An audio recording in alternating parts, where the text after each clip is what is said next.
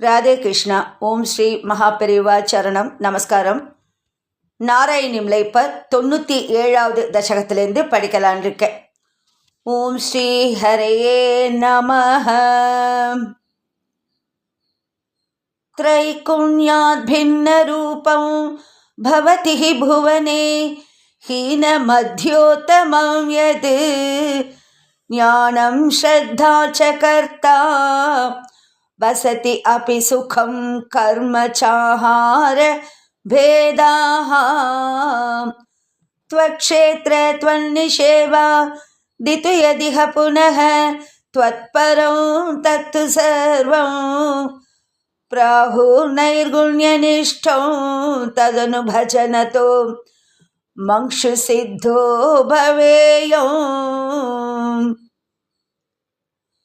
त्वय्येव न्यस्तचित्तः सुखमयि विचरन् सर्वचेष्टास्त्वदातं त्वद्भक्तैः सेव्यमानान् अपि चरितचरान् आश्रयन् पुण्यदेशान् दस्यो विप्रे मृगादिष्वपि च सममतिः मुच्यमानावमान स्पर्धासूयादि दोषः सततमखिलभूतेषु सम्पूजये त्वाम्.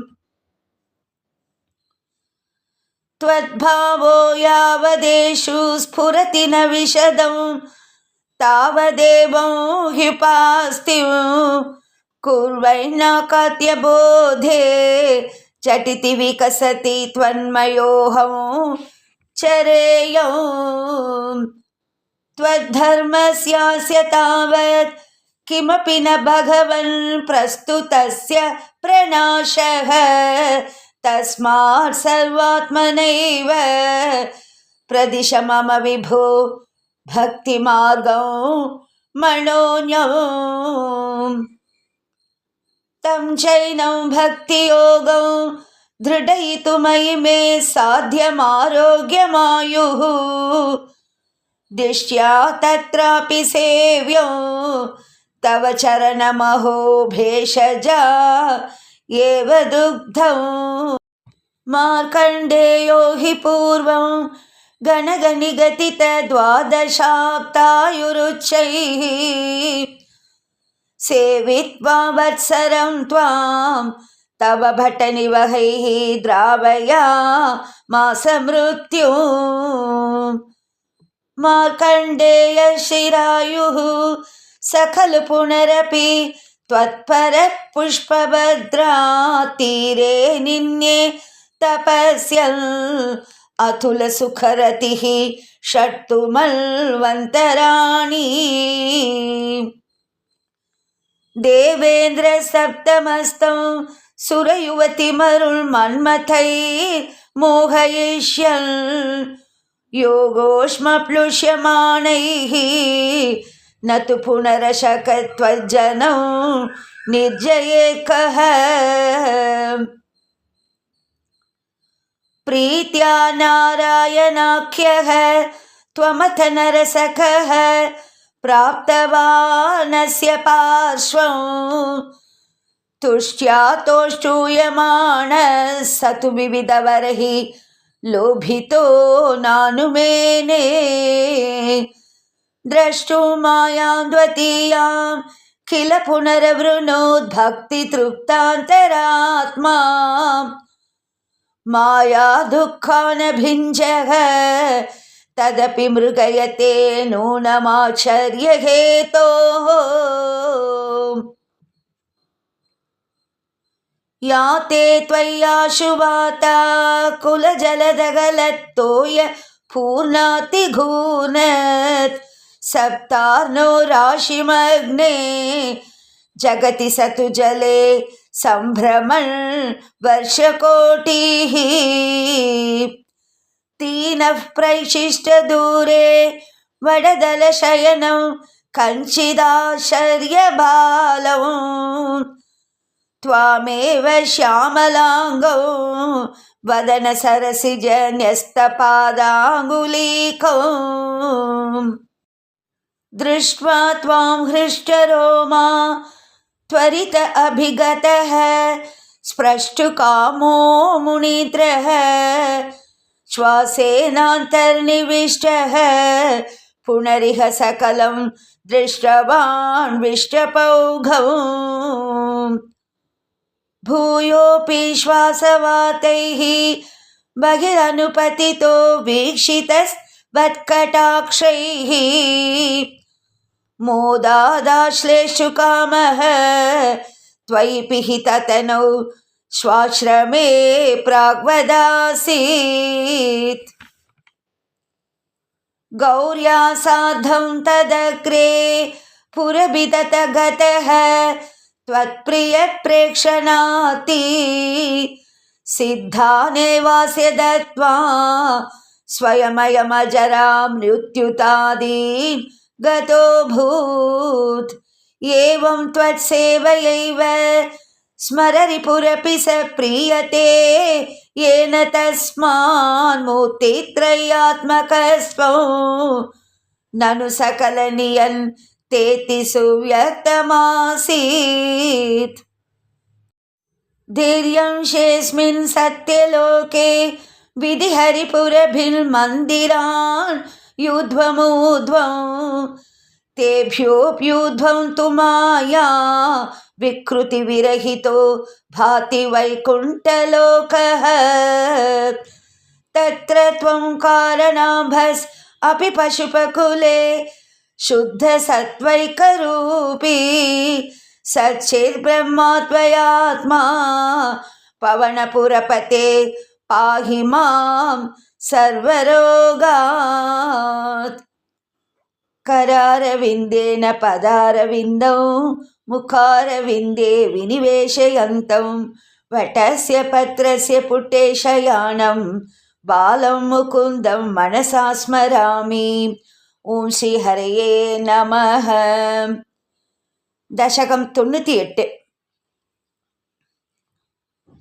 यस्मिन्नेतद्विभातं यत इदमभवत् येन चेदं ययेतद् योऽस्मादुत्तीर्णरूपः खलु सकलमिदं भासितं यस्य भासा यो वाचां दूरदूरे पुनरपि मनसां यस्य देवा मुनीन्द्राः नो विद्युस्तत्त्वरूपं किमु पुनरपरे कृष्ण तस्मै नमस्ते ஸ்ரீ குருவாயூரப்பா சரணம். இது நமஸ்கார ஸ்லோகங்கள். இந்த 98வது தசகம். ஒவ்வொரு ஸ்லோகம் முடிஞ்ச உடனேயும் ஸ்ரீ குருவாயூரப்பா சரணம் சொல்லி நமஸ்காரம் பண்ணணும். ஜன்மாதோ கர்ம நாம ஸ்புடமிக குணதோ ஷாதிகௌ வாணயஸ்மின் லோகானாமூதயே யஸ்வயமனுபஜதே तानि मायानुसारी भिप्रच्छक्तिररूपोऽपि च बहुतररूपो भवाद्यद्भुतात्मा तस्मै कैवल्यताम्ने पररसपरिपूर्णाय विष्णो नमस्ते श्री गुरुवायूरप्पा चरणम्. नोतिर्यञ्जन्नमत्यं न च सुरमसुरं न स्त्रियं नो पुमांसं न द्रव्यं कर्मजातिं गुणमपि सदसत् वापि ते रूपमाहुः शिष्टं यस्यान्निषेधे सति निगमशतैर्लक्षणावृत्तितस्तत् कृष्णेन वेद्यमानं परमसुखमयं भाति तस्मै नमस्ते श्री गुरुवायूरप्पा चरणम्. मायायां बिम्बितस्वं सृजति महदहङ्कार तन्मात्रभेदैः भूतग्रामेन्द्रियाद्यैः अपि सकलजगत्स्वप्नसङ्कल्पकल्पं भूयः संहृत्य सर्वं कमट इव पदान् आत्मना कालशक्त्या गम्भीरे जायमाने तमसि वितिमिरो भासि तस्मै नमस्ते। ओं श्री गुरुवायूरप्पा चरणम्। शब्द ब्रह्मेति कर्मेति अनुरिति भगवन् काल इत्यालपन्ति त्वामेकं विश्वहेतुं सकलमयतया सर्वथा कल्प्यमाणं वेदान्तैर्यत्तु गीतं पुरुषपरचिदा त्वाभिधं तत्तु तत्त्वं प्रेक्षामात्रेण मूल प्रकृतिविकृतिकृत् कृष्ण तस्मै नमस्ते। ओं श्री गुरुवायूरप्पा चरणम्। सत्त्वेनासत्तया वा न च खलु सदस त्वेन निर्वाच्य रूपा धत्ते या सावविद्या गुणफणिमतिवन् विश्वदृश्यावभासं विद्या त्वं सैव याता श्रुतिवचनलवैः यत्कृपास्यन्दलाभे संसारण्यसद्यः त्रुटन् परशुतामेति तस्मै नमस्ते। ओं श्री गुरुवायूरप्पा चरणम्। भूषासु स्वर्णवद्मा जगति घटशरावादिके मृत्तिकावत् तत्त्वे सञ्चिन्त्यमाने स्फुरति तदनुना अद्वितीयं वपुस्ते स्वप्नद्रष्टुप्रबोधे तिमिरलयविधौ जीर्णरञ्जोचयद्वद्विद्या लाभे तथैव स्फुटमपि विकसेत् कृष्ण तस्मै नमस्ते। ओं श्री गुरुवायूरप्पा चरणम्। यद्भीत्योदेति सूर्यो दहति च दहनो वाति वायुस्तथान्ये यद्भीथा पद्मजाद्याः पुनरुचितबलीन् आहरन्तेऽनुकालम् येनैवारोपिता प्राङ् निजपदमपि ते चावितारच्छ पश्चात् तस्मै विश्वं नियन्त्रे वयमपि भवते कृष्ण कुर्मः प्रणामम्। ओं श्री गुरुवायूरप्पा चरणम्।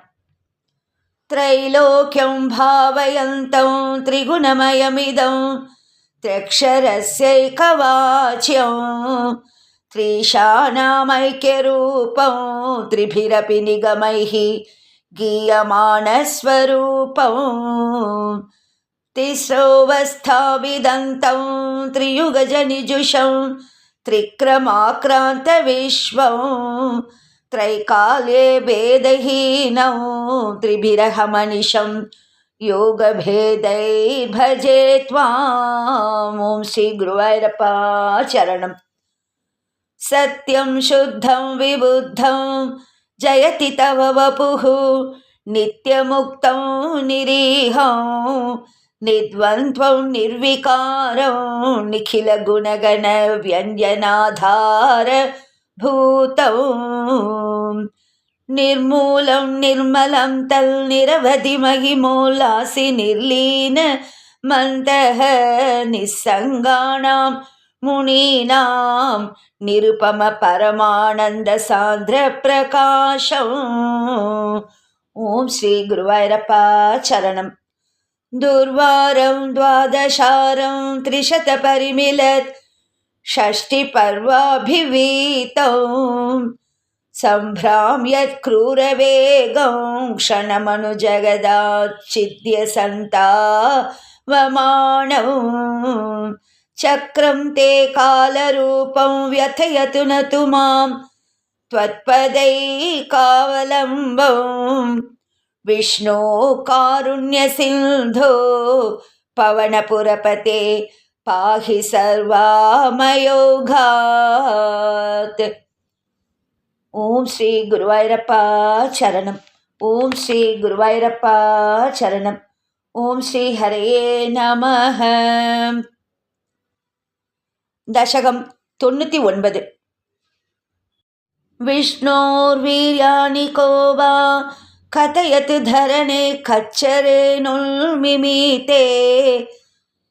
यस्यैवाङ्घ्रित्रयेण त्रिजगदभिमतं मोदते पूर्णसम्पत् योऽसौ विश्वानि धत्ते प्रियमिह परमं धाम तस्याभियायां तद्भक्ता यत्र माद्यन् अमृतरसमरन् तस्य यत्र प्रवाहः आद्याया शेषकर्त्रे प्रतिनिमिषनवी न्यायभर्त्रे विभूतेः भक्तात्मा विष्णवे यः प्रदिशति हविरां दीनियन्यार्चनादौ कृष्णाद्यं जन्मयो वां महदिह महतो वर्णयेत् सोऽयमेव प्रीतः पूर्णो यशोभिः त्वरितमभिसरेत् प्राप्यमन्ते पदं ते हे स्तोतारः कवीन्द्राः तमिह खलु यथा चेतयद्वे तथैव व्यक्तं वेदस्य सारं प्रणुवत जननो पातलीला कथाभिः जानन्तः शास्यनामान् अखिलसुखकरान् नीतिसङ्कीर्तयध्वं हे विष्णो कीर्तनाद्यैः तव खलु महतः तत्त्वबोधं भजेयम् विष्णोः कर्माणि सम्पच्यत मनसि सदा यैः स धर्मान् बध्नात् यानीन् त्रस्यैष भृत्यः प्रियसखैव च व्यातनोत् क्षेमकारी वीक्षन्ते योगसिद्धाः परपदमनिशं यस्य सम्यक् प्रकाशं विप्रेन्द्र जागरूकाः कृतबहुनुतयो यच्च निर्भासयन्ते नो जातो जायमानोऽपि च समधिगतः त्वन्मह्यो वसानो देवश्रेयांसि विद्वान् प्रतिमुहुरपि ते नाम शंसामि विष्णो तं त्वां संस्तौमि नानाविध नुतिवचनैः अस्य लोकत्रयास्या यूधं विभ्राजमाणे विरचितवसतिं तत्र वैकुण्ठलोके आपस्तुष्ट्यादिजन्याः प्रथममयि विभो गर्भदेशे दधुस्त्वां यत्र त्वय्येव जीवाः जलशयनहरे सङ्गता ऐक्यमापन् तस्याजस्य प्रभूते विनिहितमभवत् पद्ममेकौ हि नाभौ दिक्पत्रं यत्किलाहुः कनकधरणिभृत्कर्णिकौ लोकरूपम् हे लोका विष्णुरेतद्भुवनमजनयत् तन्न जानीत यूयम् युष्माकं ह्यन्तरस्थं किमपि तदपरं विद्यते विष्णुरूपं निहारप्रख्यमाया परिवृतमनसो मोहिता नामरूपैः प्राणप्रीतेकतृप्ताः शरतमखपराः हन्तनेच्छा मुकुन्दे मूर्ध्नामक्ष्णां पदानां वहसि खलु सहस्राणि सम्पूर्य विश्वं तत्प्रोत्क्रम्यापि तिष्ठन् परिमितविवरे भासि सित्तान्तरेऽपि भूतं भव्यं च सर्वं परपुरुष भवान् किञ्च देहेन्द्रियादिषु आविष्टो ह्युद्गतत्वात् अमृतसुखरसं चानुभुङ्क्षे त्वमेव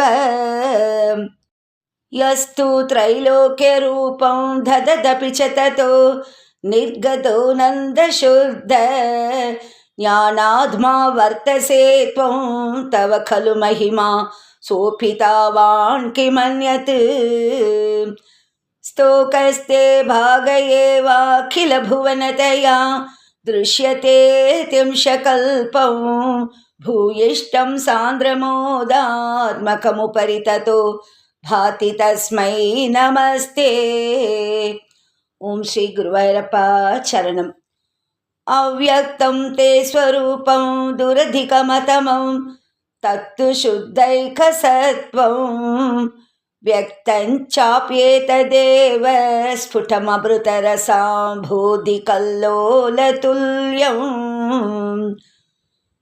सर्वोत्कृष्टामभीष्टां तदिह गुणरसे नैव चित्तं हरन्ति मूर्तिं ते संश्रेयं पवनपुरपते पाहि मां कृष्णारोगात्. मूर्तिं ते संश्रेयं पवनपुरपते पाहि मां कृष्णारोगात्.